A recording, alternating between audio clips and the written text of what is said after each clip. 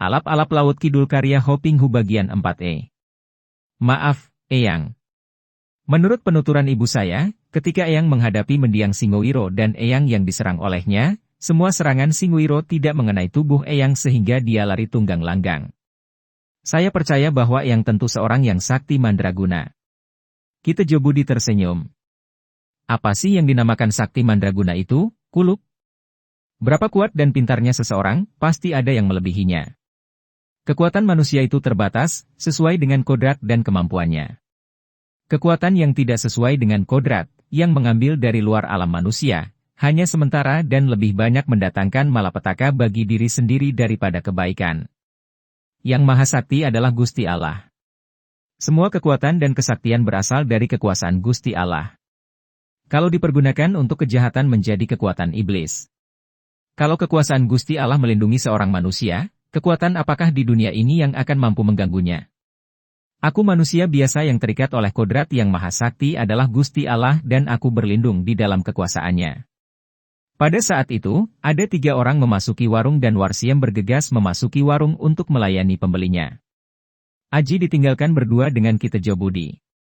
Kakek itu mengamati wajah pemuda itu dan bertanya dengan suara lembut. Aji, aku tadi mendengar bahwa engkau telah mengalahkan 3 orang yang membuat keributan itu. Agaknya engkau menguasai ilmu pencaksilat. Dari siapakah engkau mempelajari ilmu itu? Dahulu saya mempelajarinya dari Bapak, Eyang. Bapakku adalah seorang Sunda dan dia menguasai ilmu pencaksilat aliran Cimande. Kakek itu mengangguk-angguk. Pantas kalau begitu. Aliran itu mengandalkan kecepatan gerak, mengubah tangkisan menjadi serangan dan terutama ampuh dalam penggunaan kaki menyerang lawan. Wah! Yang tentu menguasai banyak ilmu silat yang tangguh.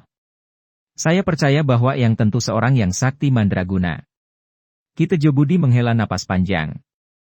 Dahulu, puluhan tahun yang lalu memang kesukaanku mempelajari dan memperdalam olah kanuragan. Akan tetapi, maaf, Eyang. Yang demikian sakti mengapa sampai menjadi sakit dan lemah? Bagaimana bisa begitu, Eyang? Kitejobudi tertawa. Kenapa tidak begitu, Aji? Sudah kukatakan tadi bahwa kekuatan dan kepandaian manusia itu terbatas.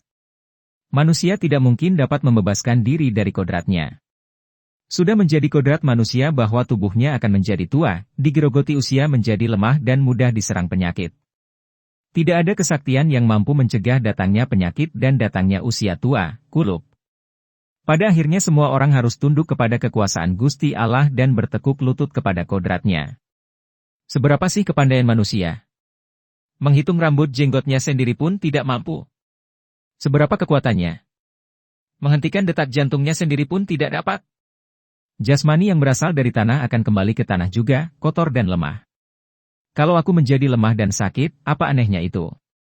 Aji teringat akan ucapan mendiang ayahnya dulu yang menyatakan bahwa betapa tinggi pun tingkat jiwa seseorang, kalau dia masih hidup di dunia ini, dia tidak akan terbebas daripada usia tua, penyakit, dan kematian. Kakek ini sakti mandraguna, akan tetapi sikapnya demikian rendah hati. Dia menjadi semakin kagum dan entah kekuasaan apa yang mendorongnya. Tiba-tiba saja dia turun dari bangkunya dan menjatuhkan diri berlutut dan menyembah kepada Kitejobudi. Eyang, saya mohon sudilah kiranya Eyang menerima saya sebagai murid Eyang dan mengajarkan ilmu-ilmu Eyang kepada saya agar saya dapat menjadi seorang manusia yang berguna. Kitejobudi tersenyum dan menghampiri Aji, menepuk-nepuk pundaknya.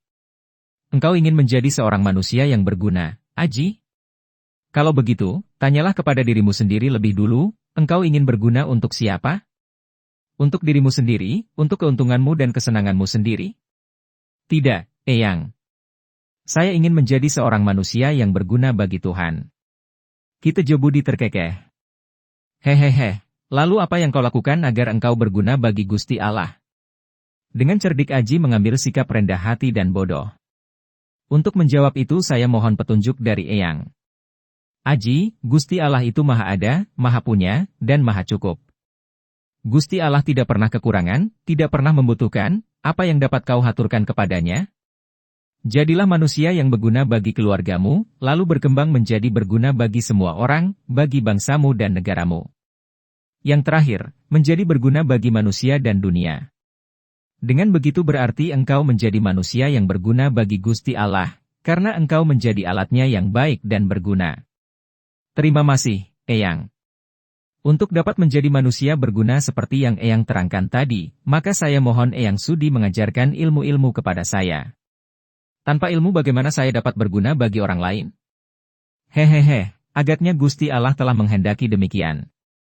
Baik, aku suka menerimamu menjadi murid, suka mewariskan semua yang ku ketahui kepadamu agar jerih payahku mempelajari semua itu di masa lalu tidak sia-sia dan tidak hilang begitu saja.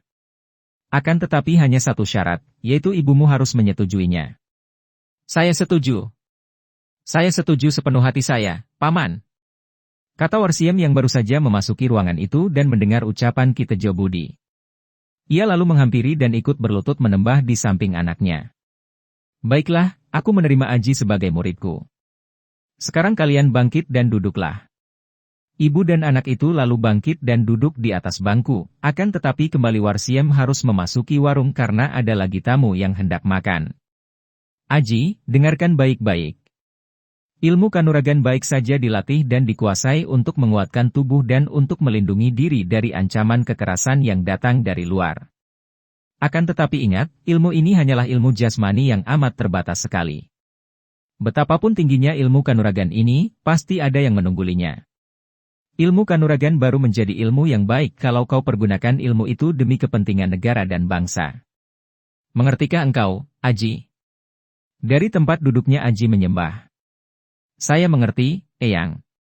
Mendiang Bapak juga seringkali mengingatkan saya agar mempergunakan semua ilmu yang diajarkan Bapak untuk membela kebenaran dan keadilan, dan menentang kejahatan.